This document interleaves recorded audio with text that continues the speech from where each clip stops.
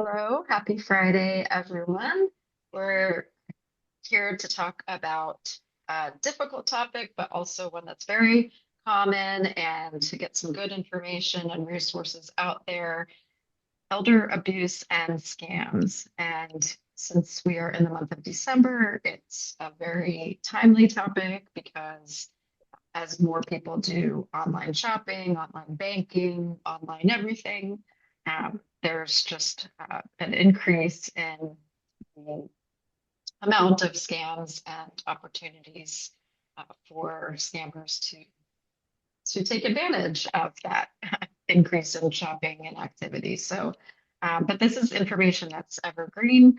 It's important to know about year round. It's important to stay educated, to stay up to date on the latest scams, but also to know some important foundational safety tips that can apply to any season, any situation, any age, whether it's a caregiver or an elder. But today, for purposes of our group and who we support, we're looking particularly at elder abuse and safety in that regard. We have excellent presenters today to share their expertise on that topic. So we welcome and thank Bill Benson and Kendra Kuehn for being here. And I will let them introduce themselves. Bill, if you want to go first. And Thank you, Michelle, very much. We appreciate this opportunity to share a little time with the folks that you work with. We are very impressed with the work that you do, helping to support people who live alone with dementia. Um, Very, very, very important work, and we admire you for that. And then for all those who are supporters of people living alone, we also know the challenges that you all face, and we hope that one of the challenges none of you face is any kind of incident involving abuse, neglect, or exploitation. But should that be the case ever, or you know of others who are in similar circumstances who may be confronted with potential abuse, neglect, and exploitation, we hope that what we share with you today will be of value to you. I'm Bill Benson, and I wear a couple of hats. The one I'm uh, most prominent for this particular discussion is I work with the National Adult Protective Services Association, as does Kendra, who will introduce herself in a moment. Um, NAPSA is the national organization that represents state and local adult protective service workers. And we'll tell you a bit more about NAPSA and another organization in a moment. Kendra? Hey, so I'm Kendra Kuehn, also with NAPSA as well as some other work with Bill, and um, it's just a pleasure to be here and to inform folks about what's going on. I know, as we were just noting, scams can be a scary topic, an ever-changing one. Um, so we'll hope you'll the big takeaway from this, I hope for all, is ask for help if you need it or for information. So I think we can get started.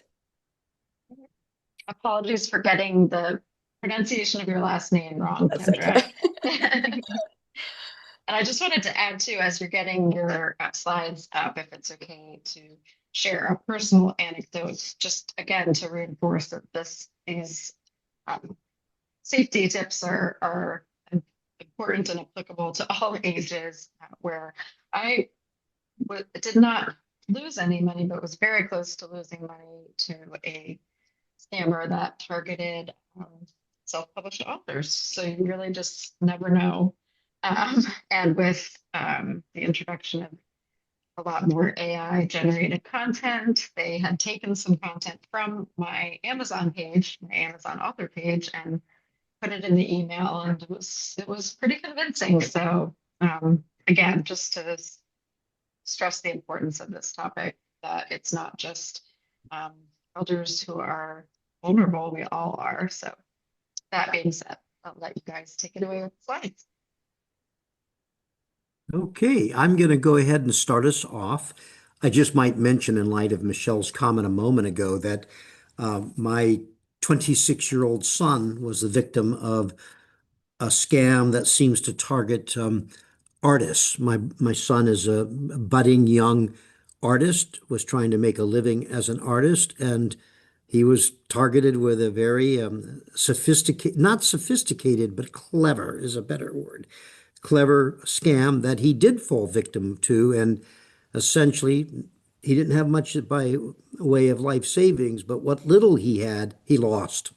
A very painful lesson for him and a reminder for all of us that, as Michelle pointed out, this is not a problem that targets only older adults at all. It targets everybody one way or another, but older adults are certainly the most prominent target for certainly scams and other forms of financial exploitation for a lot of reasons, which maybe we'll get into.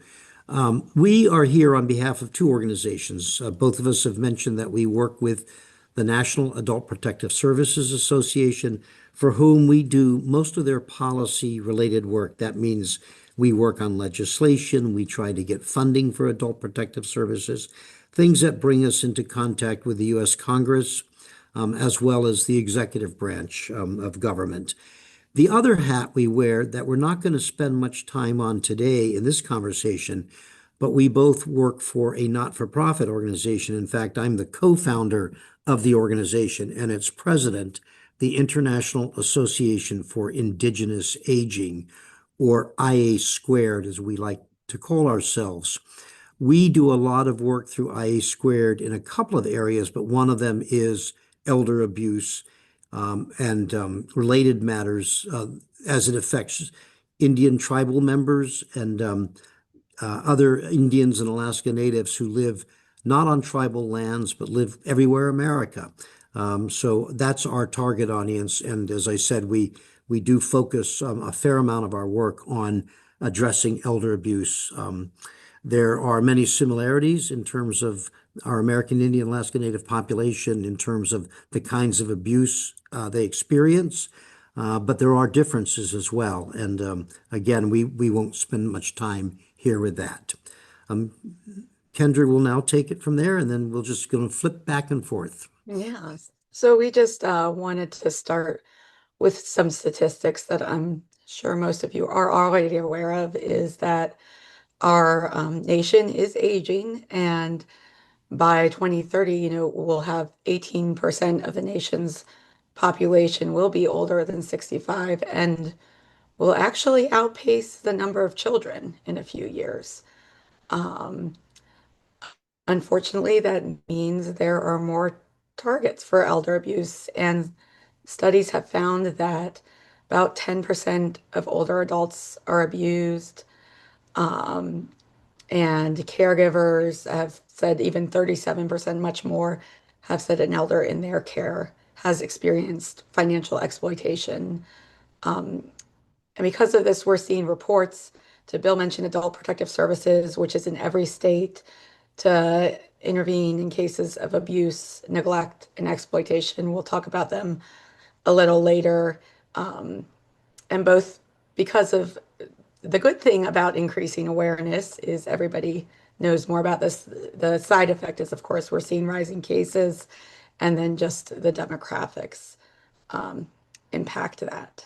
And so, Bill. So one of the things that's really noteworthy about elder abuse, as Kendra said, it's estimated that 10% of older adults age 65 and older are suffer some form of abuse annually. 10% of many, many people is a lot of victims.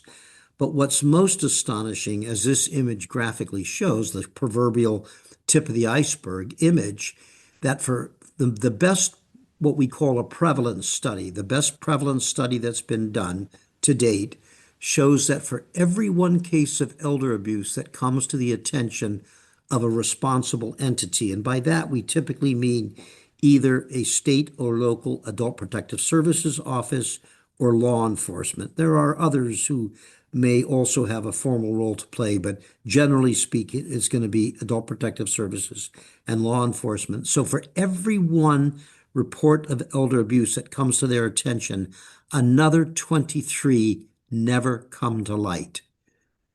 It's a staggering uh, figure when you think about it. And for financial exploitation, the same prevalence studies showed that for every report of financial exploitation to a responsible entity, 44 never come to light. When you start to grapple with that, you realize that the numbers are extraordinarily high, and it makes this in its own right a sort of a form of a pandemic as far as we're concerned. Back to Kendra. Wondered if I could just jump in, Kendra, before Yeah. you do your next slide. Just that really stuck out to me for a number of reasons, but in thinking of our audience and thinking of people who live alone Mm. and may have memory impairment, communication is a huge part of that. And so I wonder if so many of these cases, don't come to light because if the person's living alone, there's not really an impetus to communicate that report the scam, report being targeted or exploited, or if there's any difficulty with communication, to then report it to somebody could also be challenging to do. So I just think that particularly for people who do live alone, whether they're dealing with dementia or not, but also to say to caregivers and supporters to be sensitive to this fact that, um, giving them opportunities to communicate about it in a way that is easier for them could be helpful. So And, just and wanted to Michelle, I'll say add to that. that a little bit. For individuals who live alone, but have, some kind of caregiver who doesn't live with them, but comes, Right. periodically, Mm. Mhm. if that caregiver is the source of abuse, neglect, or exploitation, Yep. then it's very likely that that individual who's living alone with limited communication channels is not going to Mhm. have many options for reporting that for obvious reasons, I think. Yeah. Yeah. Yeah, and for financial exploitation, I think it's just the stigma to like the I don't want to admit that, especially if you think I'm a businessman, I've had a full career, I have an MBA, I don't want to admit that I was taken advantage of. Which is scary. Yeah. Okay. So getting back, we just I know this is a lot of text, but we just wanted to go over a few of the definitions of what APS particularly covers for elder abuse. I think many of these are familiar, particularly if you watch some of the Law and Order or that type of show. Um, we have, physical abuse, which is intentional harm. Sexual abuse is that non-consensual sexual content, especially if you are able to give consent, particularly, we see this with children or with people who are in hospitals, things like that.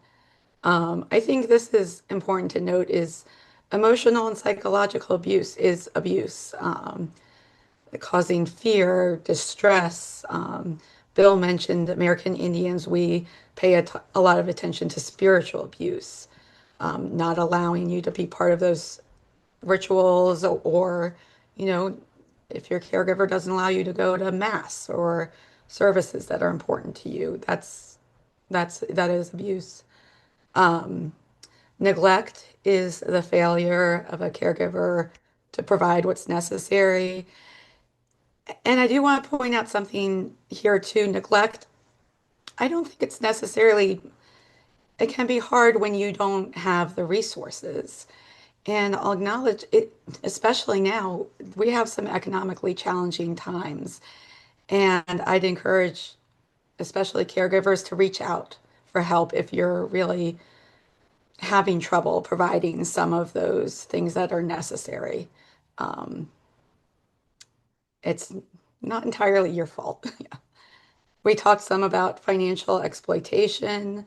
Um, Most of the financial exploitation Adult Protective Services sees is unfortunately by family members, by people we trust. And we don't want to think about, my son is ripping off my checks. And I think APS is very sensitive to that. And then self-neglect. Again, I want to say this is something that can be hard, especially, if you have mental health challenges. And I know how it can get to get in a depressive spiral and just get to that not taking care of yourself. And APS is there, other services are there to help. I think the takeaway from this is, just because you turn 65 doesn't mean you aren't a person anymore. It doesn't mean you can't make decisions. Just because you have a diagnosis of dementia doesn't mean you aren't a person or can't make your own decisions. You might need some more supports, but you are still, you, and that should be paid attention to. So, Bill? This this is intended for people who are, really looking in on somebody who may be potentially a victim of elder abuse. What would be the warning signs that you might look for? And there's a lot of them, but certainly the most obvious one that people would think about would be unexplained bruising and injuries.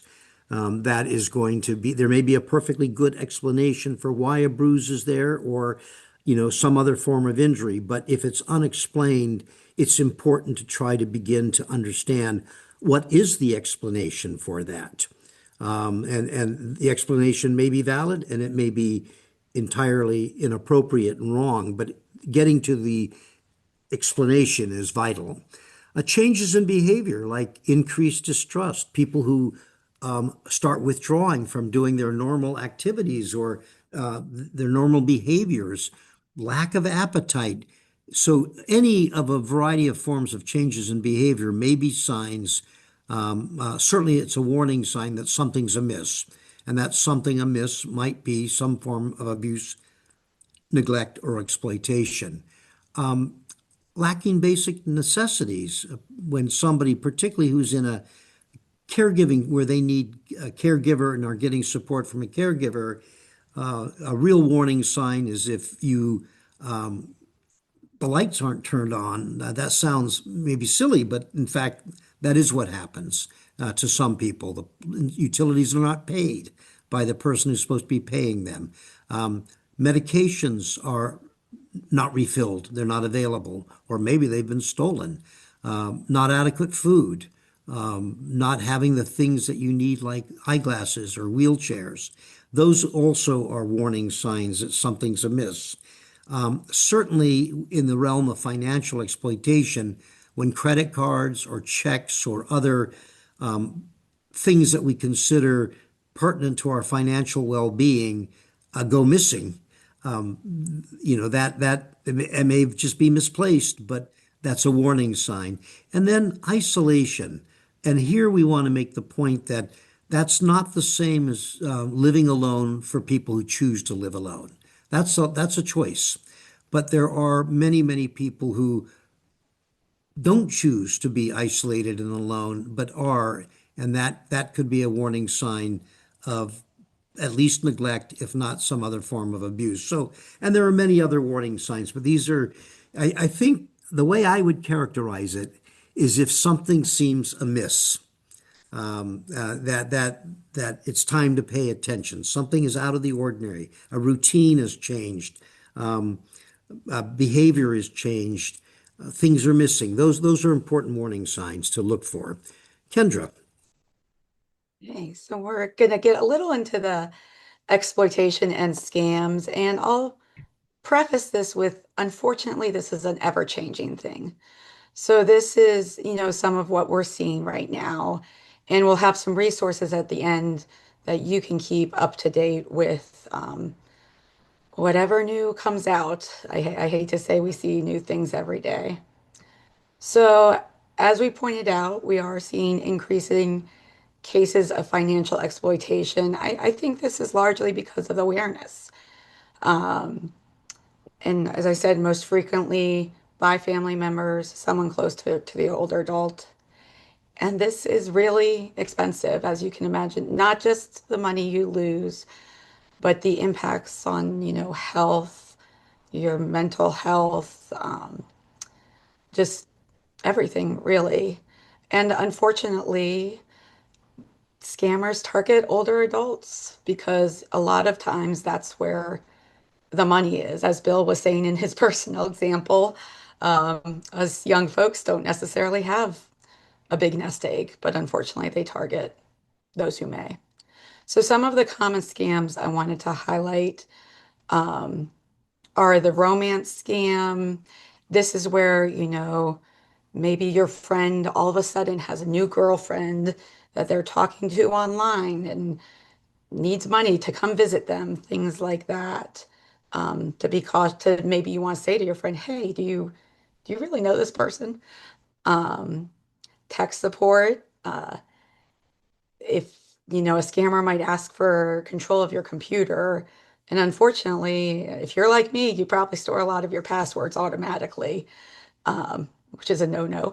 And so they all of a sudden have access to that.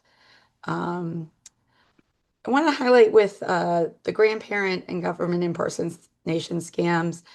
These are ones I really think you can easily nip in the bud. The grandparent scam, you've probably seen it on AARP or other resources where your grandkid calls, says, "Grandma, I'm in jail in Mexico. I need $50,000." And that really creates the fear. These scams are about creating fear. Um, and same with government impersonation. The IRS calls and says, you need to pay immediately or they're going to come throw you in jail. If we just want to, and we're going to talk about this, that take a step back and say, does this make sense? Call your grandkids, say, call Sophie, are you really in Mexico? And she'll probably say, no, Grandma, I'm in math class, or to verify some of those things. Um, so yeah, just if it's too good to be true, it probably is, or if it sounds really drastic, it probably is a scam. So we'll go to some of the red flags um, with Bill. These are like the warning signs, but these are more the red flags as associated with financial exploitation. Um, and one of the most common ones is obviously looking out for pressure to act now and to not contact friends, families, or authorities. That comes so often with the grandparent scam, for example. This is granddaughter Monica calling from Mexico, as Kendra said, but don't tell anybody. They'll harm me if you go to the police. I mean, that's just standard operating procedure for many of these scams, or just that you got to act now. If you don't act now, something terrible will happen. Your computer will implode, or it'll cost you a lot more money unless you do it now. So there's very few things that really are you got to act now, and I think people really need to trust their gut on this stuff. Does it feel right? Does it sound right? And why would I have to act now? And what would be wrong with me contacting somebody else? Those are definitely significant red flags. Don't follow requests for payments in gift cards, gold bars, or cryptocurrency. Very few legitimate businesses want you to pay in gift cards, gold bars, or cryptocurrency. And I mentioned the scam that my son fell for. He ended up sending off that he went and purchased gift cards as part of the scam. That was part of their thing.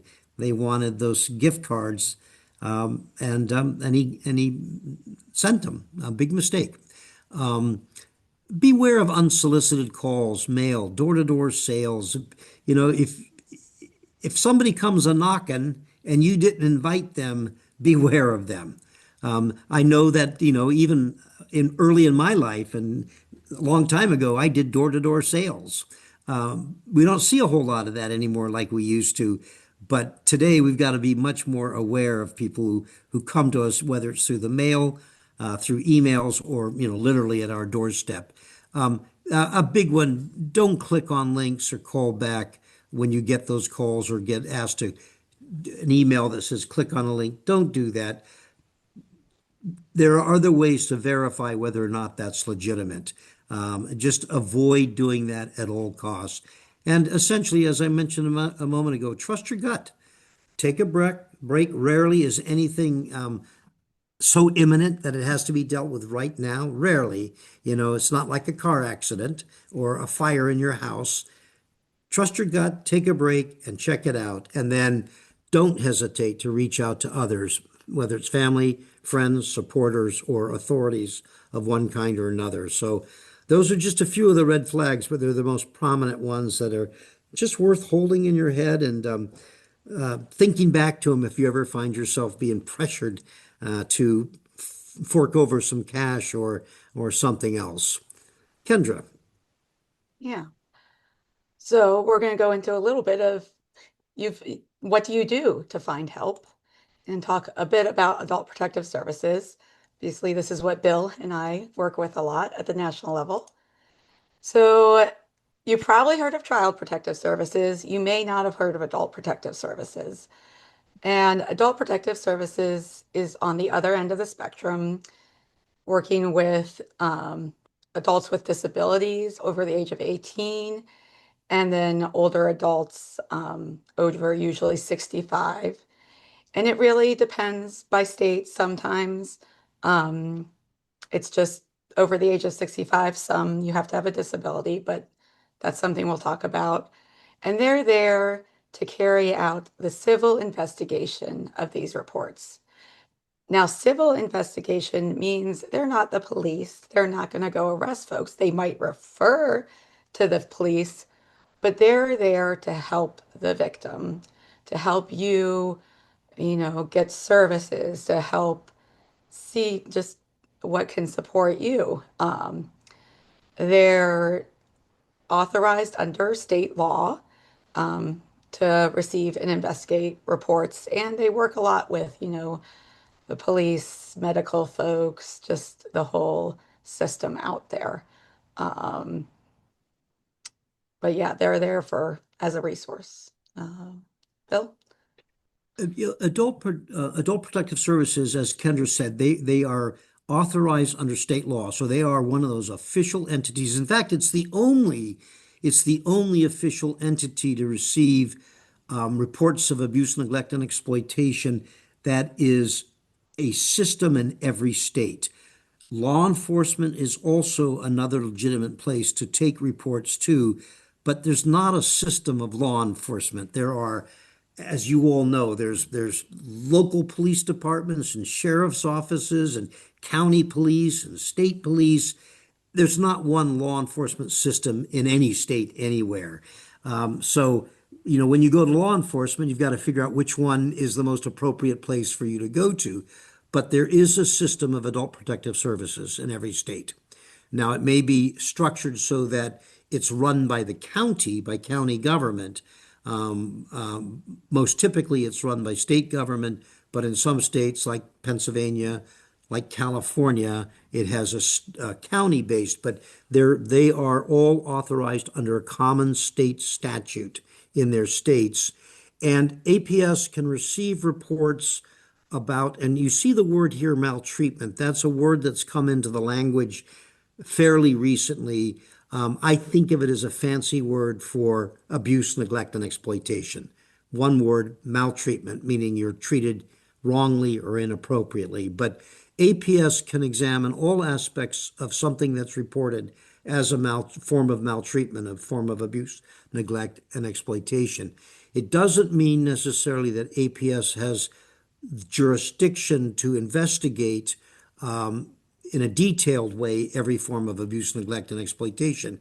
There's a lot of variations depending on states. But once they get that report that APS receives, remember, as Kendra said, it's a civil investigation. It's not a criminal investigation. A criminal investigation is the purview of law enforcement and then, of course, the criminal justice system. But APS will work very closely and everywhere with law enforcement. APS does its best to do a couple of things. Get the individual out of harm's way as quickly as possible. Remove them, not physically, help them get out of it. Help them get away from their abusive situations so that you can end the abuse if at all possible, and then try to mitigate or remedy that abuse. And that may often involve developing a care plan. So, how are we going to help this individual no longer stay in this abusive environment, whatever it might be? Let's put together a care plan, try to arrange the services that they need, figure out who else we need to bring into this matter, law enforcement, for example, medical services, and then try to arrange those services. That's a common thing that APS does do, is try to help somebody have a plan for how they get out of and stay out of an abusive situation. Beyond that, then APS, of course, is committed to trying to find ways to make sure that the abuser, the perpetrator is the one word that's used, the abuser is not able to do that to others or to the same person again. And that's where the intersection with law enforcement, for example, becomes really important. But that first job is to try to get the person away from the abusive environment or circumstances and limit or minimize the impact of the abuse. Kendra? So that's some of what APS can do. Um, Now we're going to talk a little bit about what they can't do. And this is where APS does differ from children. Because as I said, you're all adults. You can make your own decision. Um, really up until the court says you can't, or until you really are incapacitated. I think most of our listeners here, you're living alone, you're still capable of making decisions. So APS cannot force you to do something that you don't want to do until that court says otherwise. APS, there's a stereotype that APS, the government's going to come take you out of your home. APS can't remove you from your home, and they don't want to. There's often not space in a lot of nursing homes. They want to keep you where you want to be. Unfortunately, APS can't provide services if there's no resources available. This is a lot of the advocacy we do on the national level with other aging organizations. And I encourage you, if you want to get involved, let us know. Just making sure the resources are there. We need more. As Bill said, APS can't enforce the law. They can't come arrest someone. And can be a challenge. APS cannot reveal the identity of someone who called in without a court order. So, for example, if you have a friend you might go do bingo with, and you're worried about them, you think they might be exploited. APS, if you report, APS can't go and tell your friend, oh, Miss Susie told us that you're in trouble. It is anonymous, and that's important, I think, to know. So a lot of these can really be wrapped up in the word self-determination. Um, as we said, adults, you have your own wants and needs, and there are systems there to help you do that. So, Bill? So if you do have reason to report what you suspect is either mistreatment or maltreatment of yourself by another, or if you are aware of somebody who may be mistreated or abused, neglect, or exploitation, the one commonplace in every state and every community is Adult Protective Services. And everyone has the right to reach out to APS and express a concern or make a report that you think somebody maybe, you don't know, but may be a victim of abuse, neglect, and exploitation. It might be about a friend, a neighbor, a family member, or even about yourself if you think there is somebody who's not doing what they should be doing to care for you, and are in fact neglecting or mistreating you in some way. So this chart here shows, you can click on, well, you can't on this slide, but on our website, you could click on every state to go to the state APS. But the link there, www.nepsa-now.org, is how you find the number of APS in every state. And more states, of course, are moving towards having online reporting systems so that people can go online and file a report. That's becoming much more common than, say, the old-fashioned phone reports. Um, Continuing on, Kendra.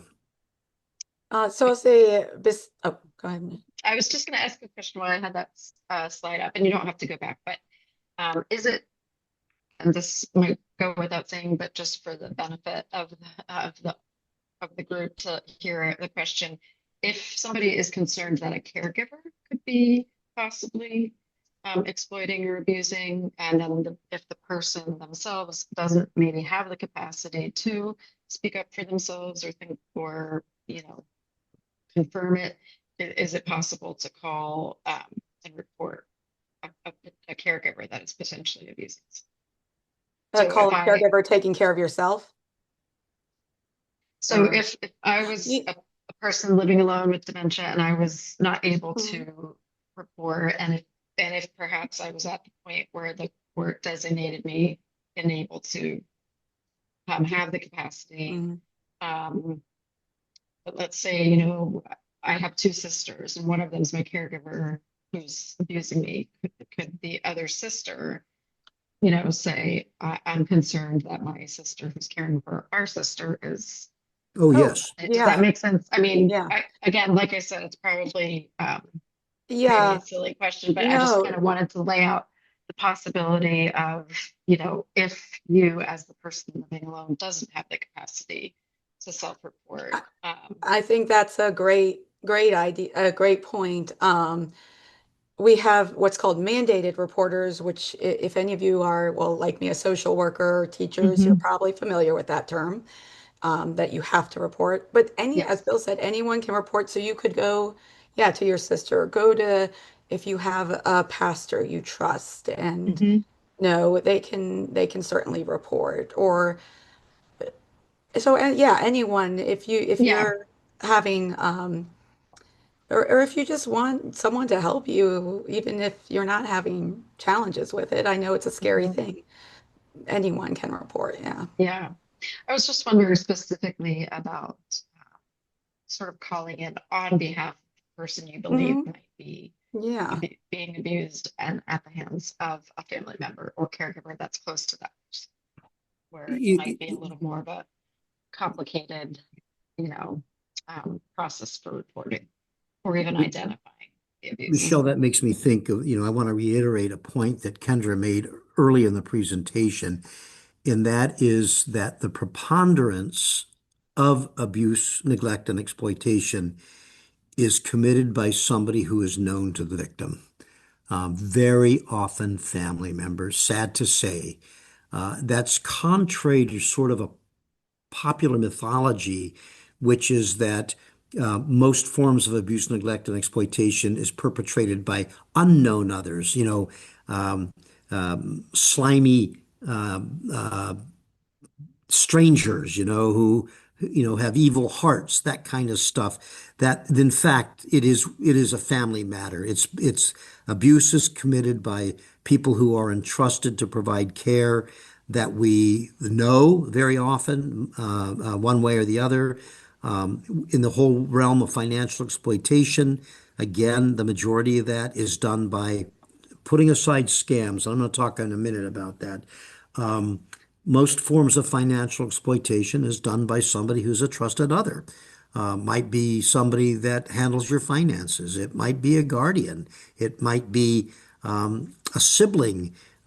So we need to know that people can make reports about others, on their behalf, that they make reports on behalf of somebody who's vulnerable or been exploited about another person who is within their circle of some kind, I think, which is what you were getting to, Michelle.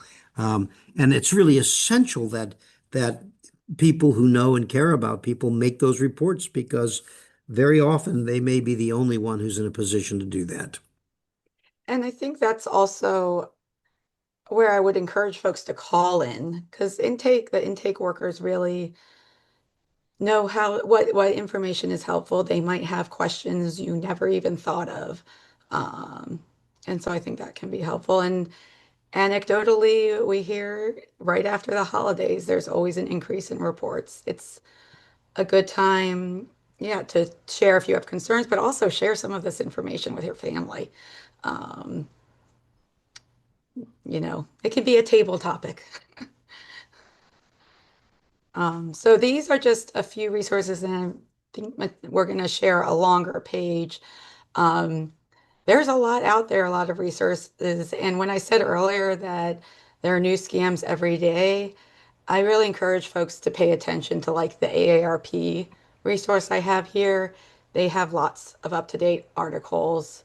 And we'll have in the sheet that will be attached, there's a lot of support out there. There's support groups, there's online support groups, phone support groups.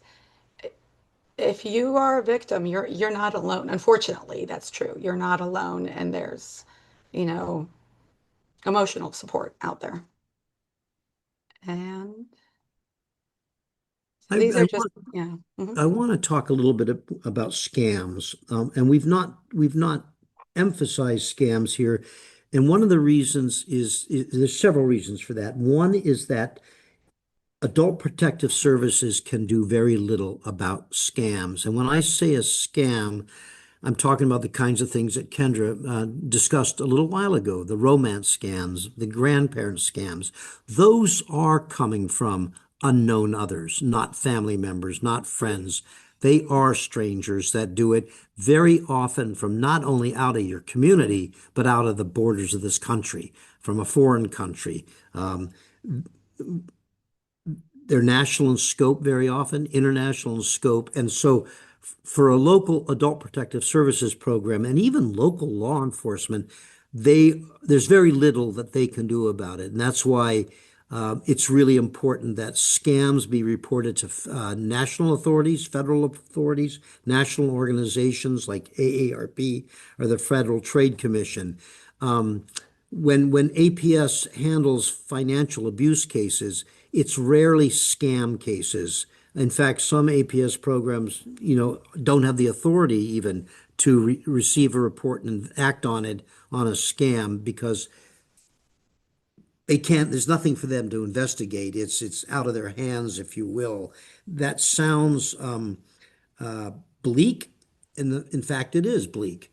We have a national problem with trying to get a handle on scams, and a lot of people are paying attention to it. Just yesterday, legislation was introduced in Congress. It won't be the first and it won't be the last, but a bill was introduced yesterday, called the National Strategy for Combating Scams Act of 2025.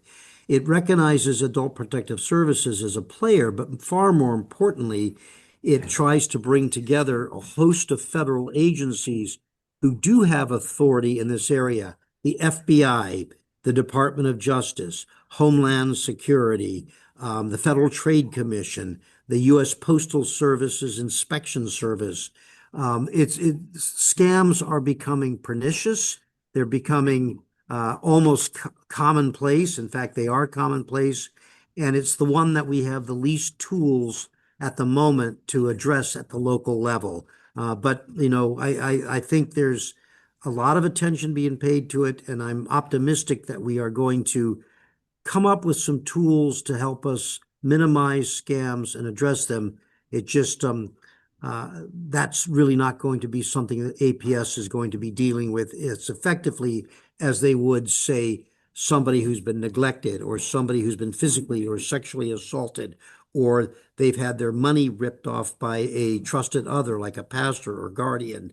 Those kinds of things, which are the far more likely kinds of things that APS can deal with. Kendra, have I done a decent job of trying to make that distinction? Yeah, but I don't want to discourage folks from reaching out either. There's still services. APS can guide you to services. Um, yeah, it is. So this is our contact information, and I don't know if do we have time for some of your questions? Yeah, we have 10 minutes. So I was thinking Okay. time for basically I can ask a question and Michelle if you have a quick question too, and then we'll wrap Mhm. up. That sounds good. Because I do have one quick question. So I was wondering, say if someone's in the position of a supporter of someone who lives alone with dementia, or even more broadly, someone with cognitive impairment, even if they don't necessarily live alone, and they might be listening to this presentation and thinking, I want to proactively help this person. Because we talked about physical abuse, you can see signs of that. Neglect, you might be able to see signs of that. But I know there's a lot of financial abuse. And I'm wondering if someone's thinking, my friend or family member, could I have access to their financials? Or is there a way to track this? And if you have any advice for someone who might want to be proactive versus the person with dementia reporting to them and might not be able to do so reliably, if That's a that very makes good question. Yeah. I think, it is something you have to be careful about. You don't want to just give someone joint ownership of your account. But sense. there's increasing tools, some technology tools that allow, I guess they call it like a read-only access to accounts. You can monitor bank statements just like you monitor your own credit card statements. One of the things that's really getting traction is what's what do they call it? Called the trusted person. A lot of financial institutions, particularly investment institutions, are starting this process where you can designate someone who you trust if something comes up, if the bank sees something they're concerned about. I could designate my father that he can't see my financials or do anything, but the bank could contact him and say like, hey, Kendra's doing $5,000 withdrawals that she never does before. You might want to check on this. I think there's increasing awareness that maybe we need some of these things to help each other. It's Yeah. called a trusted contact. Yes. Yeah. And and Kendra's right. It's becoming a more commonplace thing for financial institutions to try to arrange to have that trusted contact as kind of a not a fail-safe mechanism, but at least a way to check um, if something untoward is going on with somebody's accounts. Banks and financial institutions, credit unions, they're in a tough position. I mean, their commitment, their loyalty is to their deposit holder, and their view is historically that my deposit holder owns the account. It's their money to do with as they wish. If they want to make bad decisions about their expenditures, they can. But at some point, more and more banks are beginning to train their tellers and their other personnel how to look for something beyond maybe just an occasional, you're taking an unusual sum out of money because you're going to go on a splurge holiday. That's very different than taking out a series of large sums in order to send that off for some nefarious purpose that somebody's talked you into doing. Banks, we are impressed with many financial institutions doing a better job of trying to monitor this, train their personnel, and use those tools and technologies that Kendra referenced more and more. So that's actually that doesn't deal with well, it does deal with scams for sure. That is one of the most encouraging things I think out there is that the financial services industry recognizes this in general as a really serious issue. They have no interest in their depositors taking their money out to send off to foreign locations or wherever else it might go. So I think that's one of the most positive trends that we've seen. Great, thank you. And I don't know, Michelle, if you have a quick question and then we can wrap up. If not, all good either. Yeah, I did. I mean, I already asked a few questions throughout, so I just wanted to add another suggestion for the supporters to, it's something we write about a lot in terms of looking for the warning signs of dementia. And one of the early warning signs is having difficulty with managing finances, if that is something that the person had been responsible for. So I think um, something that I've written about quite extensively and talked about with people is, when you call, especially if you're a long distance caregiver or you're a family member who just checks in with mom by phone or FaceTime, you don't say things like, "Did you get the mail today?" You just say, "What kind of mail did you get?" So that it's not just like the yes or no, and that they can very easily either, lie about or be confused about. And so I wonder if that's another way that supporters can think about, if as long as they're not a mandatory reporter, in which case, please report if you think something untoward is happening, like you said, or please call APS and say, "Oh, I have a situation here. We talk about what I can maybe do to help." But those things aside, if the supporter can maybe dig a little deeper with some pointed questions like, I noticed you have a stack of bills laying around over here. Do they need some help with that? And not necessarily to be the person that helps them if they don't, want to get that access, which is, Yeah. a very personal, private thing, but just maybe some questions kind of social workers are good at this, to kind of assess where they're at by asking some direct questions. And then if the person's answers are vague or they seem to be nervous about you asking these questions, or if there's any kind of, because I think sometimes with any type of or maltreatment, physical or otherwise, the signs are not always clear. So I think sometimes you do have to do a little digging carefully and respectfully, but also, kind of bring it out. So just wanted to add that. Well, and I think that's a good point that I don't think a lot of people realize that trouble with your finances is that first sign, which makes sense. It takes a lot of cognitive processes to deal with finances. And I think those, like you mentioned, offering help, you're seeing a lot of mail, um, bills are going unpaid that normally would be paid, are some of the signs. And I think there's um, a system or term called supported decision making that's becoming much more well known. And while there's a formal system of it, I think you can talk through it individually. It's recognizing that not just with cognitive challenges, all of us need help making decisions. There's no way I'm going to make a car decision without talking to my father. So there's walking through those like a lot of the sheets are who do I want to talk to? Who do I trust to support me? But also, how do I want them to support me? When do I want them to start asking those really deep questions? Yeah, And yeah. Because I think people kind of they look for those clear signs, and if they're not there, then they don't go any it's, further. yeah, And a lot of speaking from my own times, family, yeah, right, people need somebody to really kind of sense that something is off and dig a little deeper because the person themselves, especially if they are being abused or exploited by someone close to them, they're not going to feel comfortable.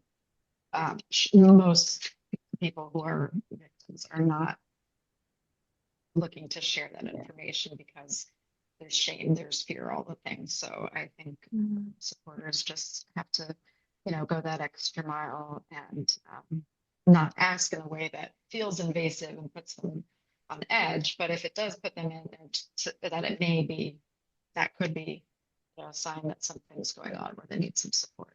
So, Well, we're just about at time, but I want to thank Bill and Kendra so much. This is such an important topic, and oops, sorry.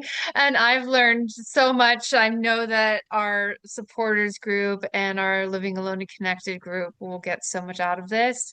And I will be sharing this recording, as people will see, along with the resources that you all mentioned and a wider list of resources and links so that it is easy to access.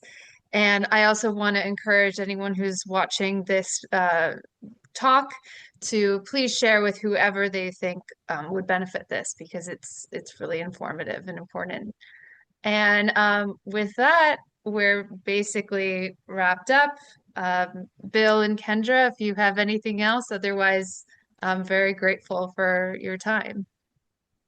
Thank you for allowing us this opportunity to share some thoughts with your important audience. Wonderful. Well, great. Thank you, everyone. And yeah, You can hit stop recording now, right? yeah, exactly. So Okay. I'm gonna say goodbye, and we'll hopefully all connect soon. Can we stay on together for a couple of moments? Yeah,